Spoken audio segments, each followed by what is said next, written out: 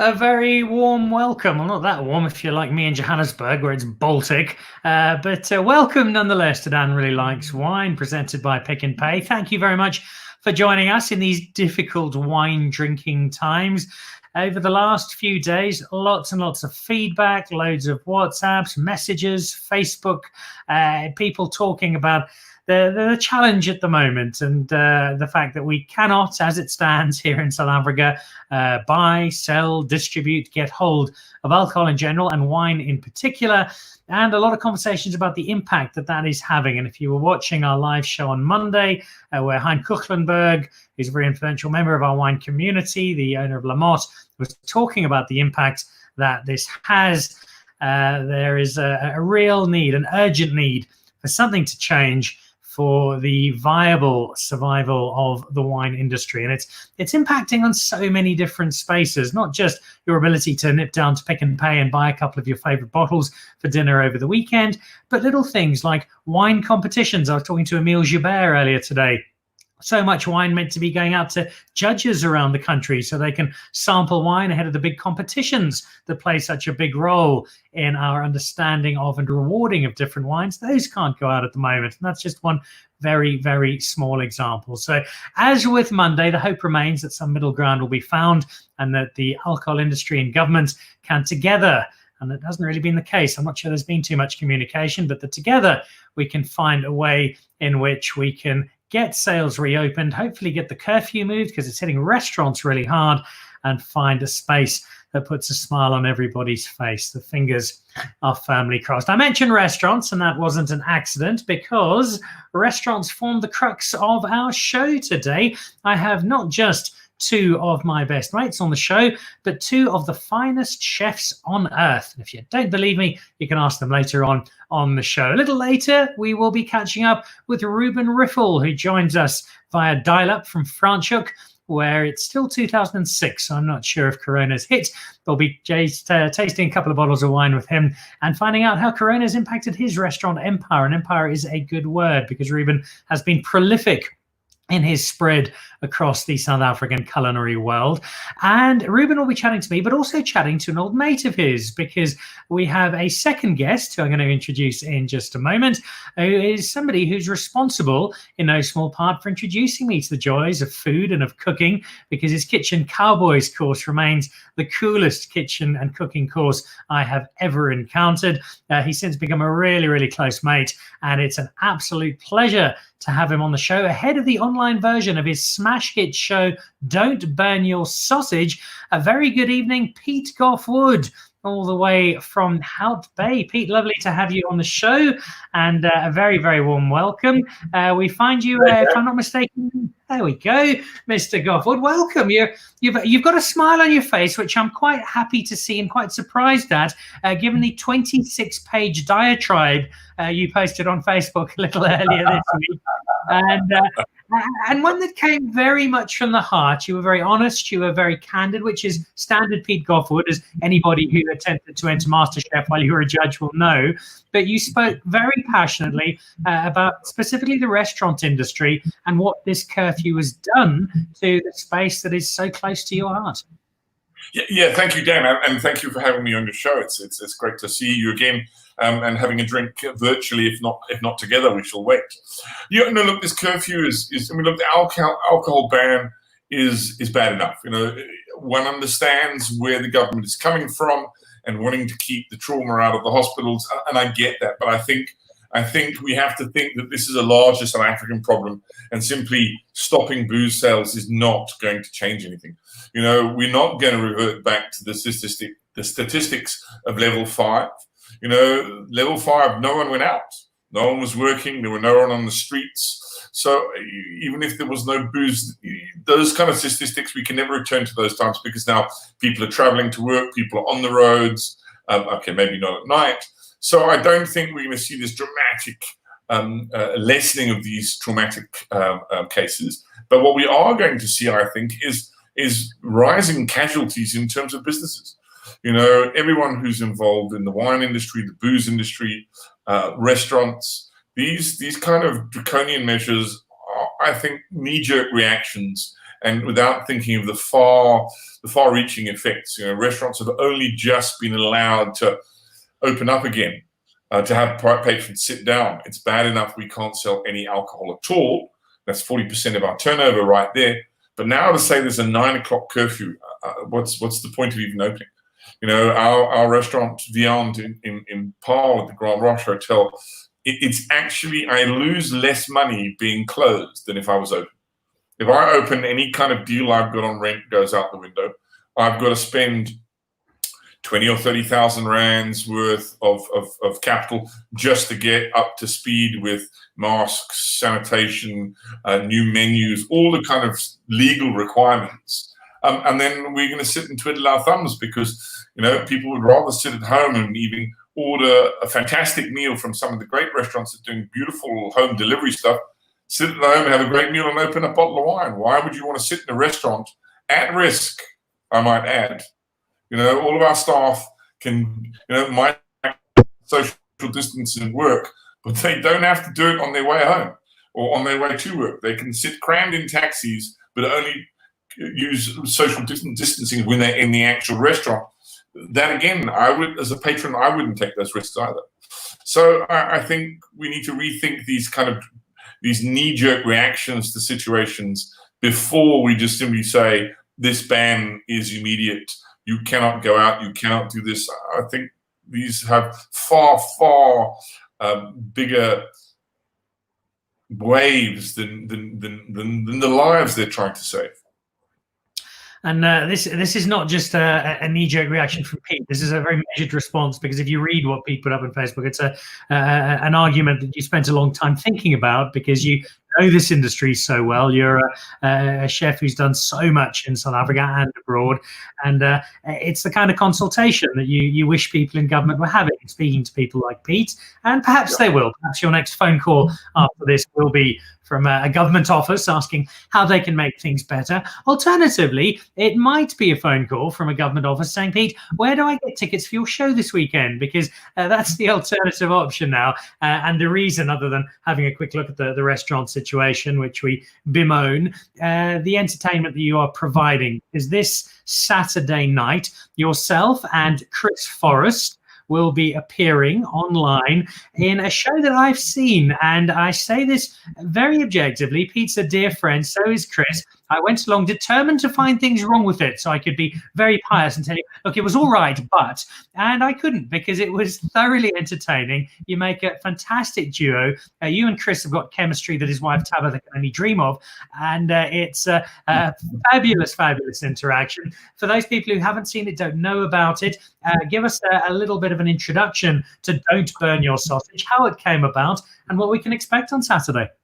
Right. Well, thanks, Dan. Don't Burn Your Sausage is a collaboration between myself and Chris Forrest, fantastic top South African comedian. We met on the set of MasterChef Celebrity. I was the judge, obviously, and Chris actually won Celebrity MasterChef. And those of you who know Chris, you'll know that he has the driest sense of humor and is the master of the pun. And he is always trying to push the envelope to see what he can get away with, particularly when he's on camera. And he was trying his hardest during MasterChef, and we had a connection with that sense of humor. I liked his devilish attempts to get away with murder, and we became good mates as a result of that. And we shared this passion for comedy and for cooking, and decided that we should work together in the future. And we sat down, and over a number of bottles of wine and meals, we came up with this show, which we've taken to 2 seasons to Grahamstown National Arts Festival. Don't Burn Your Sausage. Basically what it is, it's examination of the relationship between food and sex.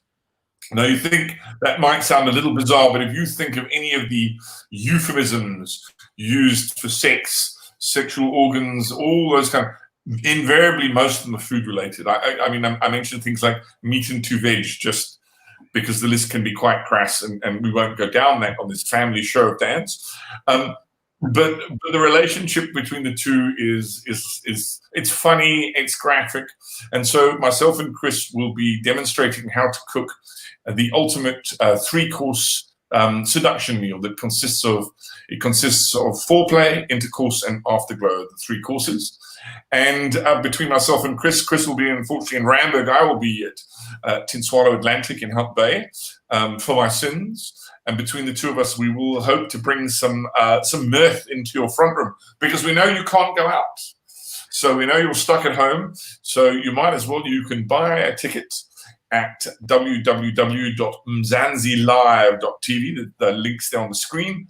And it's just a meager 80 rand will keep a chef and comedian out of trouble for a little while longer. So if you fancy something a little bit different live in your front room this weekend, we're on at 8 o'clock on Saturday night. Now, if you're watching this at the moment thinking, well, this does sound fabulous, I'd love to watch it, I'm going to go and buy myself a ticket, but what on earth is this doing on a wine show? Well, apart from the fact that Pete, being a chef, has a natural affinity with wine, you do have a wine partner on the show, and it's an estate I know well, an estate I've spent a lot of time at, not just sampling Pinot Noir, but also playing boule, or pétanque, as my Mauritian friends would have it, and that, of course, is La Vierge. I think you've got some La Vierge there as well. Some splendid Pinot Noir from the Hamiltonada Valley to keep you company during the show this weekend. Yes, we do indeed. We're very, very fortunate to have this fabulous wine sponsor. And I mean, if you look at the names of their wines, everything from the Affair to Nymphomane to Seduction, these Jezebel, the Chardonnay is called. So it's certainly the wine suited to our show. It's going to go down particularly well. We're drinking slightly different Pinots, but we both have a Pinot Noir from La Vierge. The new state of play has not allowed us to have the same wine at the same time. But more than happy to have this, particularly because I also find La Vierge, it's not as well known as a Hamilton Russell or a Beauchard Finlayson or a Creation or a Newton Johnson. But the moment people try it, it's got a real cult following, does La Vierge, because they make some splendid wine, a range of Pinot Noir, not so much in different price points, I find, but more slightly different styles. And they really do a great job of it. Well, they certainly do, Dan. I think one of the beauties of that valley, of the Himmelland Valley, is there's virtually no bad wine in that entire valley. I think they're blessed with fantastic climate and some talented young winemakers there. And I think La Vierge is certainly one of the lesser known, not necessarily one of the big guns, particularly in Pinot Noir. But when you taste their offering, it really is top class. It's as Pinot should be. As we have some Pinot Noir, and as you are one of the world's most celebrated chefs, to quote your wife the last time I saw her, what would I be drinking with this? What comes out of the Pete Goffe-Wood cookbook for this? Well, the first thing that I love about Pinot Noir is the earthiness. So the first thing that always springs to mind this type of year when we're just into the winter is wild mushrooms, porcini in particular. Any of those kind of wild mushrooms, that kind of earthy, funky sort of smell that you get from anything from the forest, really goes with this. It's while it's quite an elegant wine in itself, there's a real earthiness to that I love. That's Pinot Noir, and it's not a heavy wine. It's not a full-bodied cab or a Shiraz, but it still packs a nice punch. It packs some power. It's got a lovely mouthfeel to it, and I think it's a glorious drinking wine. It's deceptively, if you look at the color, people often bemoan a Pinot Noir, or they think they don't fancy it because they think as red drinkers it's a bit too light. I think it's more elegance than lightness, I think, is what we find in Pinot. And this is a particularly fine one. If you look at this color, it really is quite special. There's a lightness to the color that certainly doesn't come across in the mouth. It really has a beautiful, full. I mean, what are we looking at? It's not for sissies. It's 13.5% alcohol, so it still packs a little bit of a wallop, and the smell is absolutely gorgeous, and it really is.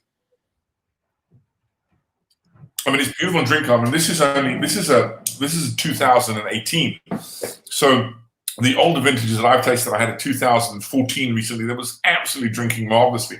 So I think, and for what we've been doing, for example, our meal, the main course for Don't Burn Your Sausage is actually a pan-fried chicken breast with handmade tagliatelle and actually a porcini cream sauce. And I think this would actually go perfectly with that main course.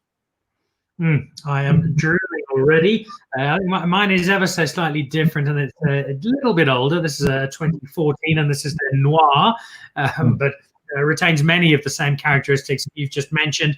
And those are characteristics of a grape that, particularly the Hemelanada, but also Elgin, increasingly in Stellenbosch, we're seeing people deliver some fine examples of. And that leads me into a question prompted by, I think, Greg Sherwood drop in from London, as he does so often. Greg, lovely to have you on. Looking forward to being with you on the South African Wine Tribe in London next week. Greg saying we're selling lots of South African wine here in London to support the South African trade, which is fantastic. We need all the sales. So Greg keeps selling. If people are watching from beyond our borders, the understanding of South African wine for a long time, and we've had this conversation with a few people in the UK over the last couple of months, it was South African wine is pleasant enough, but it's pretty inexpensive, and it's what you buy at the end of the month, or when you nip down to Sainsbury's and you've only got a few quid in the pocket. The quality has changed dramatically, and the perception has started to change. But in terms of the varietal, we're certainly not just big Stellenbosch cabs and reds and some fine Chenin. We still make those, certainly. But I think for me, it's the breadth of South African wine, the scope of what we're able to make and make so well, that people are starting to understand, or if you don't know yet, that you will discover if you try out a South African Cinsault or a South African Syrah or a South African Chardonnay. Look, I couldn't agree with you more, Dan. I was recently, when I say recently, last year sometime, I think it was beginning of last year, I was with Bruce Jack in London, and we were at this magnificent wine emporium, the likes of which I have never seen before, called Hedonism. And it had everything from 100-year-old Ikems to, I mean, beautiful, beautiful stuff. And Bruce was launching some of his own wine, and obviously Bruce makes fantastic Pinot Noir. As often these ones from his farm in Napier. And we did a blind tasting. There was about 20 people there. We did a blind tasting. There were 2 Pinots. And what we did was, one was French, from Burgundy, and one of Bruce's all-time favorites. And this one that he'd made, what's it called? There Are Still Mysteries. And he said to people, he said, I don't want you to tell me which one is which. I just want you to tell me which one you prefer. And they said, okay, fine. So everyone drank. I mean, I was excluded because we've been drinking lots of it, so I picked up which was which. And he said to people, which one did you prefer? And out of the 20 people, 18 went for wine number 1, and 2 people went for wine number 2. And then he said, okay, the next question is, how many of you thought that the wine number 1 was French? And all of the people put their hand up and said that was the French wine. And they were wrong. It was Bruce's Pinot Noir. And the price difference was something like the difference between something like £13 and £150 was the difference in the price between these things. And everybody assumed that the South African wine, they preferred it, but therefore they also assumed it was the French one. And they were wrong. And this was actually, it made Bruce's evening. In fact, he picked up the tab at La Gavroche as a result of his night being made, because I cannot remember the French Burgundy that we tried, but it was his favorite. It was kind of like the wine in which he'd always wanted to try and replicate. It was his favorite Pinot, and the Londoners picked his wine over the French one. So there's no question that the South African can hold their own. It's like all in the wine industry, you know, and unlike yourself, which is why we love, Dan really likes wine, is there's no element of snobbery in the way you present the wines. And when you get that wine elitist nonsense out of your head and you're just drinking a glass for glass, I think South African wines can hold their own anywhere in the world. It's a message, according to Greg Sherwood, following up there, that the UK press is echoing. Apparently Decanter, Drinks Business Magazine, The Buyer, Jancis Robertson, all urging UK consumer to buy South African wine. So great to hear that support. You're a fantastic supporter. So too is an old television colleague of yours. We're going to bring him in just a second. Before we do that, though, just to remind us, name of the show, what it costs, where we get tickets, and when it's happening. Okay, so Don't Burn Your Sausage on Saturday night, this coming Saturday the 18th at 8 p.m. And you can buy a ticket for 80 rand, a mere 80 rand, at mzanzilive.tv. Go on, click on the link, pay your money, and they will send you a link, and you'll watch it via YouTube on their through their portal.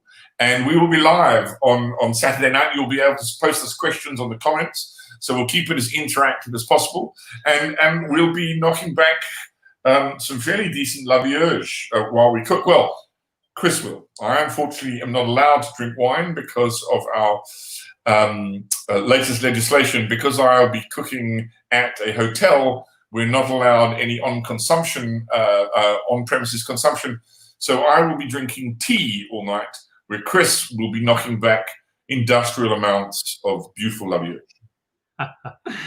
And see which one of them you can understand a little better by the time the show comes to an end. Don't burn your sausage. 80 Rand a ticket. If you're in the UK, that's £2.60. It's an incredibly good deal, and the chance to see great food, terrific comedy, and two wonderful entertainers. Pete, I'm really looking forward to it. It's the perfect way to wrap up Mandela Day on Saturday. Yeah. I shall be online. I shall be watching. It's also the perfect opportunity now, though, for us to catch up with a mutual friend. So we'll bring him in. He pretty much runs Franschhoek. He's kind of like the culinary mafia of Franschhoek, and I think he's speaking to us from one of the 26 restaurants he still has. He's closed 2/3 of them. Reuben Riffel, good evening. Hi, boys. How are you doing? Oh, nice to see you. How are you keeping? You all right?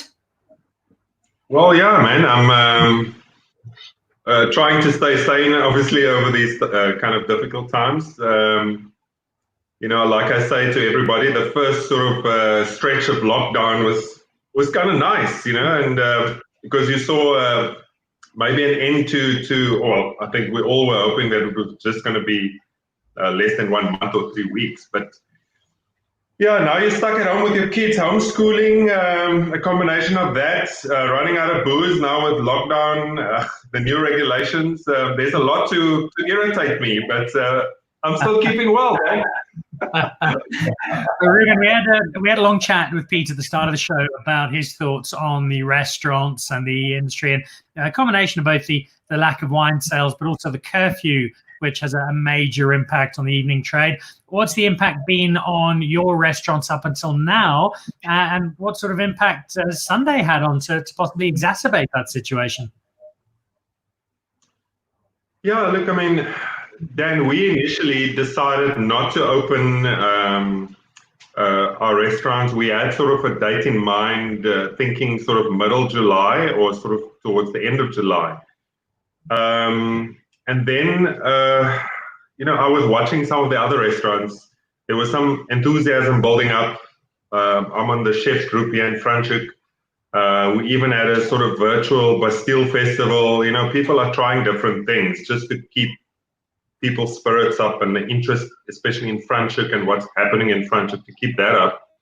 And I could see the enthusiasm from the chefs, especially, and some of the people in the accommodation sector.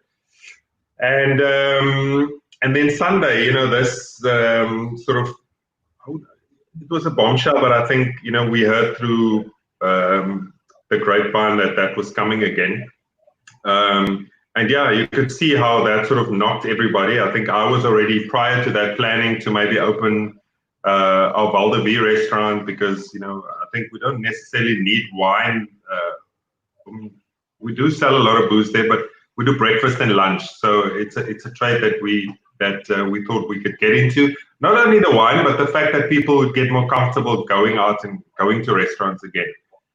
But yeah, now it's knocked back. We now not sure. We kind of like shifted our dates to sort of September. And still, I mean, there's still no real end in sight. I think that's the scary part of this thing, that we can't see when this thing is going to end. And the reality is all my staff is still at home. A lot of them are still waiting on their UIF money. And there's no answers. You don't really get any feedback. There's not a hell of a lot of communication other than we're going to level 3 or stay at level 3 and we banning alcohol again. That's the kind of communication we're getting. So frustrating. On the one hand, you can accept, we can try and stay positive and start to make plans going ahead in terms of my business and my restaurants, whether closing one or not opening one in September and maybe a little bit later. But the reality to my staff is completely different. I think these guys just want to make ends meet, whether it's just putting food on the table, and we are all trying to assist them as far as we can. But the reality is we're not getting any other assistance. I think we're past expecting money from government, but the reality is we have insurance companies not playing ball. It seems like everything is just against us at the moment. So I'm on social media with a lot of my colleagues, and I can see everyone being completely frustrated and even willing to go onto the streets now to start protesting. That's where people are, because they're not getting answers. We don't know where we are at the moment. And I think for people like us that like to plan and not just for ourselves, but for our staff, I think, Pete, you sort of go with this. We have people working for us that's got, whether they have kids that's got kids, and whether they've got parents that they have to look after. That's a reality in South Africa. And I think the government knows that. But the frustrating thing for me was as well the way they spoke towards sort of employers, as if we have many options in terms of looking after our staff. We have, enough. We have the means to be able to look after them, but we don't. We just don't have that. We don't have an income at the moment. Our businesses are all closed. So it's massively frustrating. If everything's been said, what do we do? We all feel helpless, Pete. What do we do? Look, I couldn't agree with Reuben more. We'll take a classic example. I have got 34 employees in 2 businesses, and we still, 5 of those people have been paid a TERS contribution since April. So I've got 39 people whose last paycheck was at the end of March. So, and you think you can get rhyme or reason out of the Labour Department as to why of a sheet that we have submitted 17,000 times to every address at the Labour Department, why of a list of 34 people, they picked 5 people at random of that list. Those 5 people have been paid out April, May, and hopefully June, and the other 29 are still waiting for some kind of contribution from. And these are people who've been paying their UIF and their taxes for years. Yet now, when they need it most, boom! It's just, and there's no one you can talk to. The helplines will just send you round and round and round and tell you to send an email here, and someone will get back to you. We have now got people on it who've been submitting our staff twice a week to the various websites, putting them back on, sending, and nothing. And no one can explain to us why, or someone will get back to you, and no one does. If you are sitting in the Department of Labour and watching Dan Really Likes Wine, as I'm sure you do, twice weekly, get back to Reuben, get back to Pete.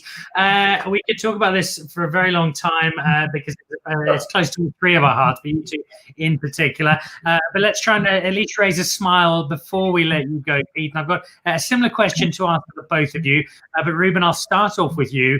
If you can give me, from your time together, MasterChef, when you used to make everybody smile and Pete used to make everybody cry, a particular memory, maybe one we didn't see on camera, and possibly one that Pete would prefer you didn't remember, amongst your highlights from producing what was some of the finest television we've ever seen in South Africa. Dan, there were so many, but Pete and I was doing a TV show the other day, and I brought it up again. But we were doing the opening sequence of, I think it was for Celebrity. No, Pete, for the normal MasterChef, right? Because we did Celebrity in season 3. And we had to do it sort of later in the year. And I think it ended up being either in July or August, so smack in the middle of winter. And the sequence was all about, it was basically us going up on a boat. Quite a big boat, a ship almost. It was quite a big thing, and we had to deliver our lines to a camera that was in a helicopter. This is MasterChef, that type of thing. And I think what happened was after our show, or Pete sort of shaved his beard, and I think he forgot that we were still shooting this opening scene, and they then had to put sort of like a fake beard on his face. You know, it's almost similar to what he has now, but it definitely didn't look like that. And then I remember sitting there looking at this lady putting sort of like these gray hairs onto Pete's face. And all throughout the day, that wasn't even the funny part, but all throughout the day, it was obviously very uncomfortable, and he was scratching all the time. And you could see we were on this boat, and the wind was kind of blowing this thing off a little bit. So you could see these white little fluff coming off Pete's face all the time. So he ended up having to go back and forth for these people to just sort of like glue it back on or whatever they were doing. That was just super funny.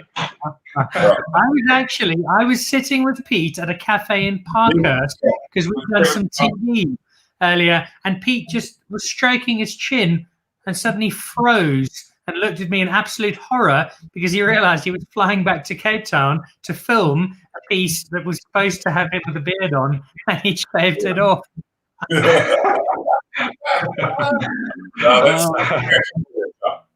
Great memory. We had many good times there. A quick memory of yours from your time filming with Reuben? We had a couple of things, but I tell you which is a memory that's probably something that very few people know about Reuben and I. We used to do neighborhood watch. Reuben and I used to keep Franschhoek safe. 2 nights a month in Franschhoek. We used to drive around with a big torch looking in people's windows and garden, and drive around for like 3 or 4 hours at a time, keeping. And look, no one ever got burgled on our watch, I have to say. But that was one of my fondest memories and that was the pre-TV days when myself and Reuben were the hired guns of Franschhoek, keeping everyone safe. Officers Riffel and Goffe-Wood, the community is safe without you. Reuben, we're going to hang on to you. Pete, best of luck with the show this weekend. Just a disclaimer for this weekend, there's a very strong chance that both Chris and Pete will be completely naked during the course of the show. At most, they'll be wearing aprons, but what more could you want for your Saturday night than 2 slightly out of shape middle-aged men wearing nothing but smiles and teaching you how to cook. Pete, thank you. I hope that the restaurant world opens up to you soon. But thanks for joining us. Best of luck for the show this weekend. We'll see you Saturday, Dan. Cheers. Thanks a lot. Cheers, Rube. Cheers, Pete. Good to see you, man.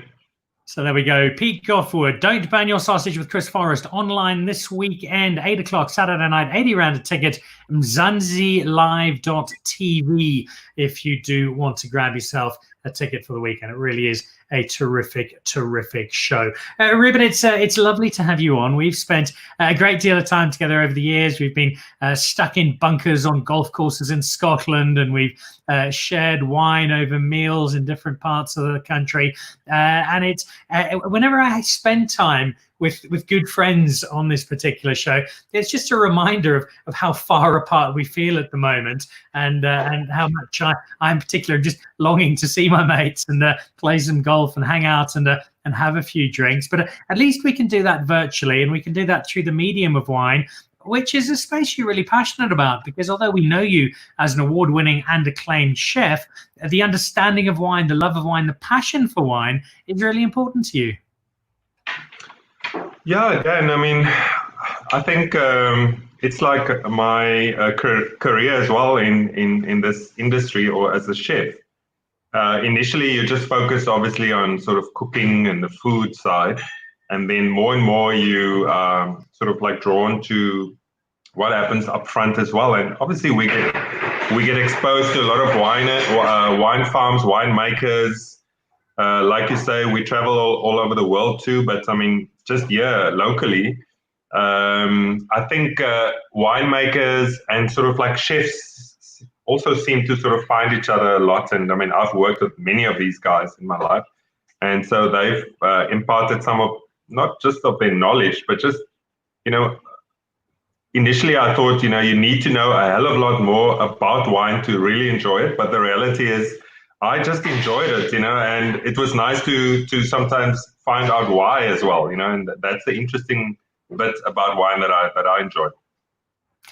It's wine that features very heavily across your many restaurants. How does that part of your business work? Do you select a lot of that wine yourself? Do you have teams of sommeliers? How involved are you in the wine side of the Riffel empire? It's a combination of things. I mean, we obviously have someone that looks after that, but also I get approached many times, kind of like directly by people in the wine industry, and then sometimes it's certain farms that I also, either have an affinity with. I like their story, and many times I also kind of like the up and coming guys, not always just the established guys. Not that I don't want them there. I mean, it's important. They make great wines too. But I suppose it's because, I mean, I also came from kind of from nothing or from nowhere. And I kind of always like to, when I sort of befriend these guys along the way. I mean, a lot of them always invite me to their farms, and if I like what they do and I like their story, I like to showcase their wine, because isn't that what part of the great thing about, well, restaurants and the wine industry, food and wine, is it's great if there's always a bit of a story attached to it, a genuine story, not just BS. I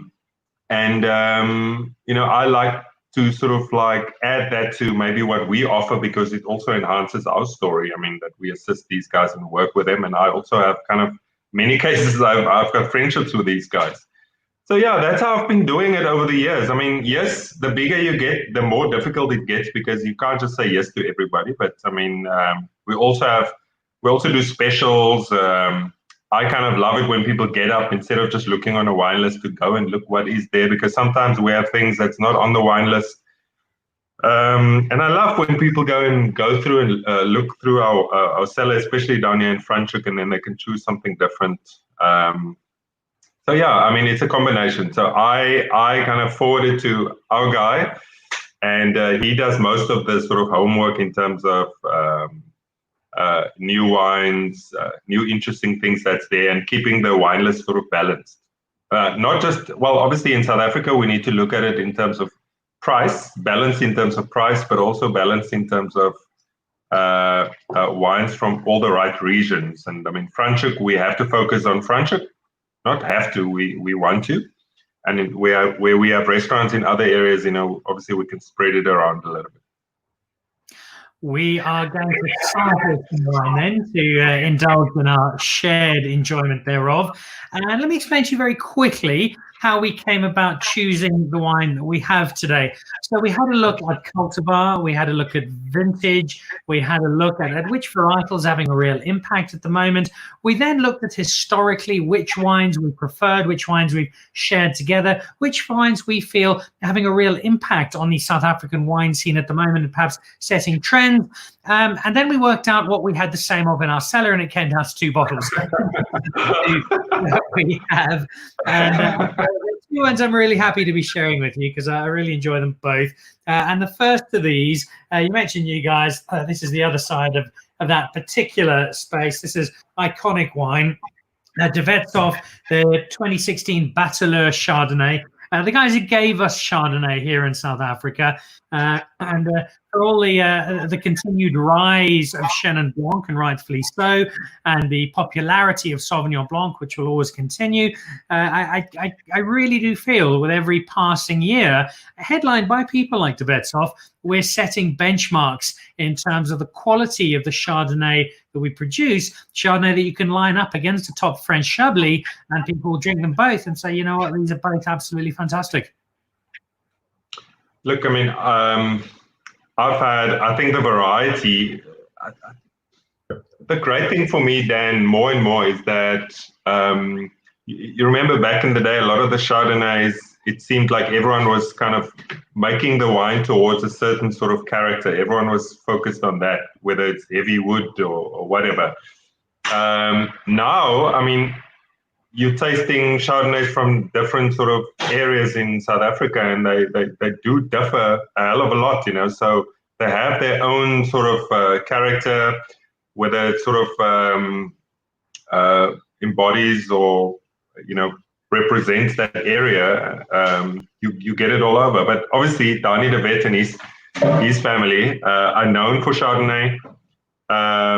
This specific one, I think, is quite a serious one. It's even though you can have it just, in a glass and drinking it, but I think it's a serious wine. And what I mean by that is, it's really a good wine to pair with food.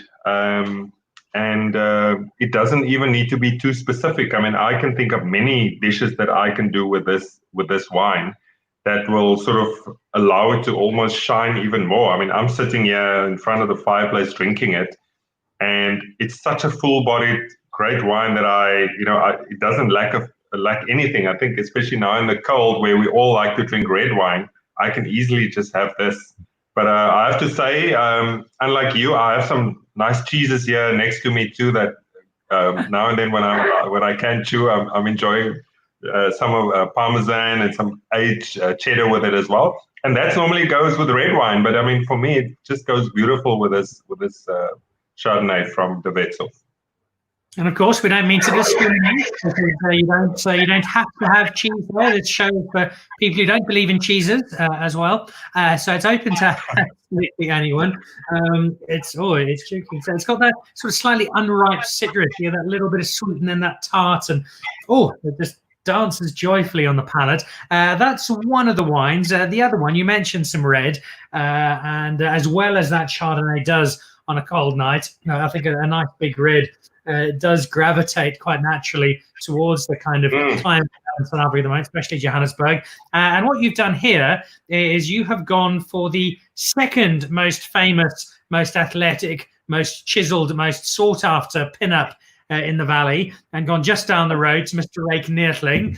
And this is wine from his Valdivia estate, the 2016 red blend from Mr. Rake Neethling. Yeah, we're lucky enough to also have both of these wines in most of our restaurants, the ones that still open. But obviously at our restaurant at Valdivia and here in Franschhoek. And I mean, I'm happy to say that it's not just the name of the second most chiseled athlete on the label. It's actually flippin' good wine. It's a Rhone blend, Dan, and it's one of my favorites as well. I'm lucky to live down here where I have access to this, not just by going to, well, not at the moment, but I don't just have to go to the wine shop. I can just sort of like give Rake a call, and after a game of golf, I can get a bottle. I mean, I also have connections. It's not only you. You mentioned golf. It's one of the annoying things about Rake, who's a good friend of both of ours. And I remember when I first played golf with Rake, he was awful. And I thought, finally, there's something this man cannot do. He has gold medals, and he's a great businessman, and he can do anything, and he couldn't play golf. And 6 months later, I played with him again. He beat me, and he's great with that. But he's also great with wine, and he's done what not every celebrity who lends their name to a wine does. He spent time with it. He decided on the kind of style that he likes, and a style that he feels identifies with his palate. And I know we've both spoken to him about this, and creating a wine that's not just reflecting of the very fine quality of wine they make at Valdivia, but more specifically for wine that has Rake Neethling's name on, a wine that he drinks and says, yeah, this is the kind of stuff I want to drink. Look, I kind of, for years and years, my focus was just on Cabernets, Bordeaux blends, and there's many of those wines that I still enjoy. But I think Grenache especially, I mean, these Rhone blends, there's not many that I drink, but Grenache I find just, brings out a lot of characteristics in wine. I mean, there's a lot of, I think Lynx at some stage made a Grenache straight variety, beautiful wine. So yeah, I'm very impressed. For me, again, I mean, I always think of what I can serve with this in terms of food. I mean, I'm just thinking of nice, sort of good peppered lamb chops. Could go really nice with this, even a good steak, but it's not like that full, upfront, sort of heavy Cabernet style. Really enjoyable wine. So yeah, I mean, I haven't played that. I've played once with Hein and with Rake at Pearl Valley. I think that was the day where he was pretty bad. So I haven't gotten him on the good one, on his good day. He has more of them than not at the moment down at Pearl Valley. A couple of questions or a couple of comments coming in. Peter Ferreira, who we're going to be chatting to just as soon as lockdown's done, he can send some bubbles up to me, saying Chardonnay always has a place. It used to be ABC, but now it is CBA. Chardonnay back again. Agree in wholeheartedly there, Peter Ferreira. And thanks as always for watching. And I see Charmaine Walters watching, Angelique Kouvalakis, Priscilla Lutalo, the Ugandan wine thief based in London. So great collection of friends of the show. Reuben, just before we bid you good night and let you and Muraki polish off the rest of the Chardonnay and the Rake Neethling, and I'm sure your wife would be quite happy to polish off Rake Neethling.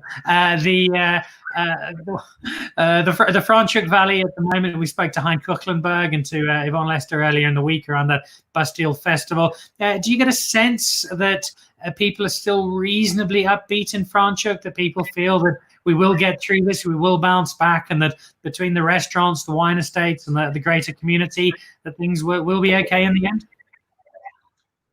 You know, Dan, I mean, we can try and sort of be downbeat all the time, but the reality is, I think South Africans especially are quite resilient. And yes, I do follow what people are saying on social media, and I've got some groups here of chefs based here in Franschhoek. Our guys are, I think, we've kind of like shifted our minds to what will we do once things go back to semi-normal or hopefully more normal.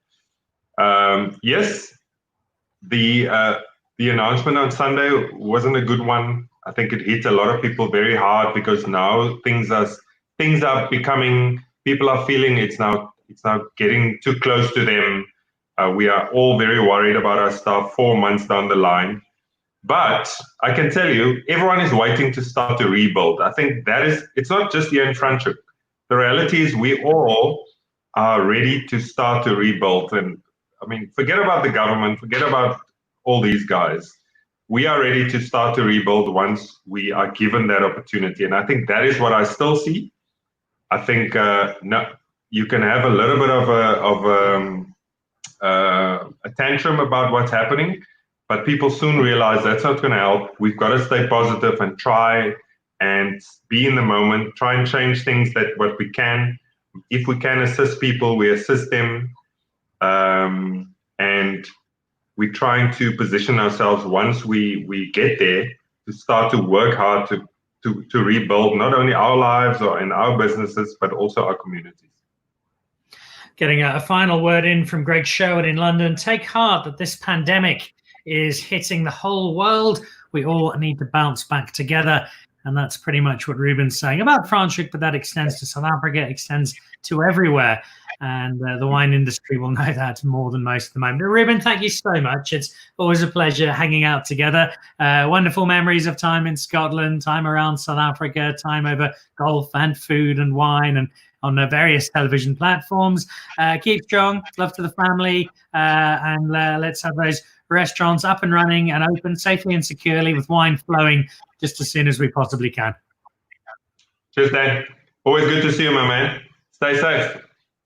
Well, indeed. There we go. Reuben Riffel, one of South Africa's favourite chefs, and for good reason. He has a wonderful story. He's also got a wonderful approach to life, and he loves wine. What's not to like about the man? A big thank you to Reuben, celebrating some great Chardonnay from Robertson with us, the Bateleur 2016 from De Wetshof, which is a cracking example of Chardonnay. I love that. So it's beautiful wine. And then also some of the Rake Neethling, the Rhone blend. I remember drinking Rake's wine for the first time and was prepared to be fairly scathing and talk about being able to taste chlorine. And it was really good. I think Harold was making the wine at that stage. Rake has a great input in the style. And if you haven't tried it, and you like the Rhone style that's not quite as big and heavy as a cab-led blend, then that is certainly one for you to try. We also had the La Vierge a little earlier, the noir, the pinot noir from the Hemelanada Valley, tied in with Pete Goffe-Wood and Chris Forrest show Don't Burn Your Sausage. That is this Saturday night, 8 p.m. from zanzilive.tv. That wraps us up for another week. If you haven't got hold of your membership yet for the Pick and Pay Wine Club, yes, I know you can't buy wine at the moment. That doesn't mean you can't be a member, and be prepared just as soon as sales resume to take advantage of the fabulous specials, the great array of wine, and the opportunity to triple your Smart Shopper points and to get free delivery and discounted wines when you are buying online once you go through a certain threshold. If you're not a member yet, just simply send your Smart Shopper number through and you can join that club. It's absolutely free of charge. Peter Ferreira, the need to stand together and then rebuild a new normal, whatever that may be. Thank you for the show. Peter, thank you for watching. Greg for watching. Everybody else who has been part of it this evening. Next week, amongst others, I think we've got Canon Cop. I think Johan is joining us on the show, one of the iconic South African red wine producers. We're also hoping to head to Wellington and try some wine from Bosman. And I think there might be a little bit of a West Coast surprise in there somewhere next week as well. And don't forget that we have up online at the moment this week our regular episode of Dan Really Likes Wine. And that celebrates the South African Wine Tribe that kicks off in the UK next Wednesday. Myself, Greg Sherwood, will be drinking some Nordea, we'll be drinking some Alheit and drinking some Buchenholzkloof with wine drinkers across England, Scotland and Wales, and celebrating South Africa. If you're not in South Africa, if you're anywhere else in the world, please buy South African wine, drink South African wine, share South African wine. You're the only outlet we have at the moment for our producers, and gee, they need it. Thanks to Pete Goffe-Wood and Reuben Riffel for being with us tonight. We'll see you again Monday evening, 5 o'clock for more live tasting. Have a great weekend. Keep safe, keep warm. See you next week. Goodbye.